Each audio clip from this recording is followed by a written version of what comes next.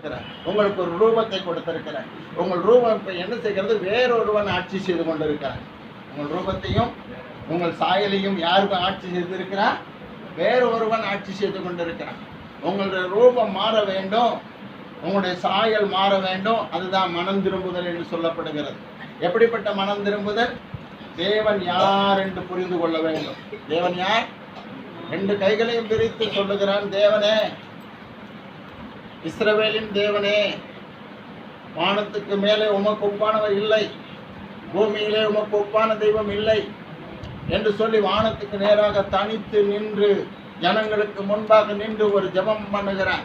வானத்திலும் உமக்கு ஒப்பானவர் இல்லை, பூமியிலும் உமக்கு ஒப்பான தெய்வம் இல்லை என்று சொல்லுகிறான். அப்போ தேவனை அவன் கூப்பிடும் போது என்ன சொல்லுகிறான்? இஸ்ரவேலின் தேவன் என்று கூப்பிடுகிறான். எப்படி சொல்லுகிறான்? இஸ்ரவேலின் தேவன். இந்த இஸ்ரவேலுக்கு எப்படி இஸ்ரவேல்ங்கிற பெயர் வந்துச்சு? இஸ்ரவேல்ல ஒரு தேவன் இருக்கிறார். அந்த இஸ்ரவேலின் தேவன் என்று அவனை கூப்பிட காரணம் என்ன? அப்போ வாழ்க்கையில ஒரு மனிதனுக்கு மாற்றங்கள் ஏற்பட்ட போதுதான் தேவன் அவனுக்கு என்ன செய்கிறார்? இந்த பெயரை கொடுக்கிறார். எந்த பேரு? ஆதியாகமத்தின் புஸ்தகம் 32ஆம் அதிகாரம்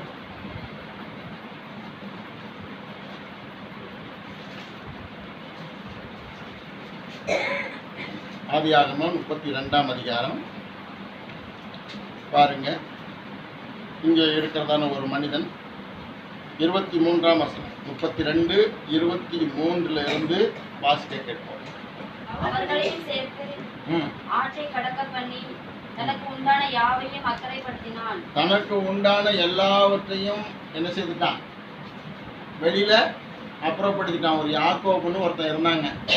யார் வந்தா? யாக்கோபு. அது ஒரு ஆளு.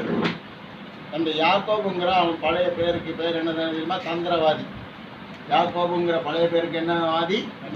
தந்திரவாதி. ஞானம் உள்ளவன். என்ன பேரு? ஞானம் உள்ளவன். இருக்கிற உலகத்திலேயே முதல்ல சொல்லப்பட்ட தந்திரம் யாருக்கு மட்டும் இருக்குது? இருக்கிற எல்லா மிருகங்களிலும் தந்திரமானது ஒன்று வலு சர்ப்பம் மட்டும்தான். எறும்புக்கு ஞானம் இருக்குன்னு இயேசு சொல்லி இருக்கிறாரு. முயலுக்கு ஞானம் இருக்கு என்று இயேசு சொல்லி இருக்கிறாரு. சிலந்தி பூச்சிக்கு ஞானம் இருக்கு என்று சொல்லி இருக்கிறாரு. தகைவலான் குருவிக்கு, அடைக்கலான் குருவிக்கு ஞானம் இருக்குது. எல்லா பறவைகளுக்கும் ஞானம் இருக்கு. இவைகள் எல்லாவற்றிலும் மேலாக ஒரு ஞானம், அதிக ஞானத்தோடு இருக்கிறது யாரு? ஆதியாகமத்தின் புஸ்தகம் 3ஆம் அதிகாரம் 1ஆம் வசனத்தில் சொல்லப்பட்டிருக்கிறது. என்ன சொல்லப்பட்டிருக்கிறது?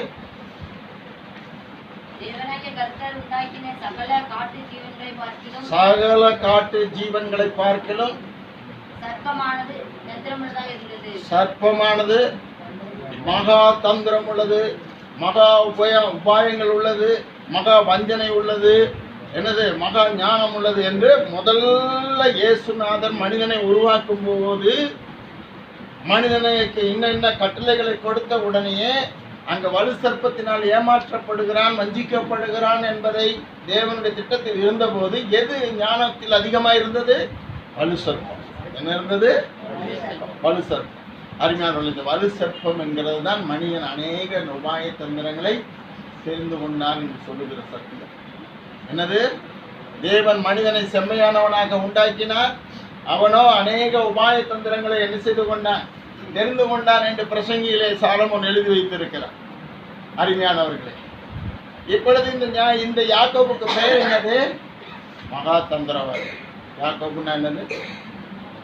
மகா தந்திரவாதி. ஏமாத்துறவன், வஞ்சிக்கிறான். இவன் பெயர் மாறினாத்தான்.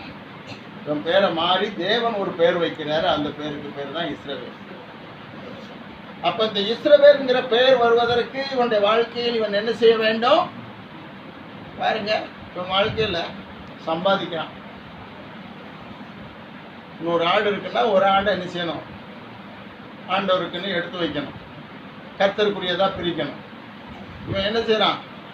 தன்னுடைய சகோதரனை ஏமாத்தி ஒரு சாப்பாடு, யாராவது கொஞ்சம் ஒரு 5 புரோட்டா இன்னைக்கு வாங்கி தரேன், உன் சொத்தை எழுதி கொடுன்னு கேட்பீங்களா? இல்லை, அப்படியே கேட்டாலும் கிடைக்குமா உங்களுக்கு? கிடைக்காது. ஆனால் இந்த யாக்கோபு சிறு பையனாக இருக்கும்போது, வாலிப பையனாக இருக்கும்போது அவன் என்ன செய்தான்? அவன் கேட்ட ஒரு தகவலில் யார்? அவன் சகோதரன், மூத்த சகோதரன். முதல்ல ஒரே வயித்துல 2 பிள்ளைகள் உருவானது.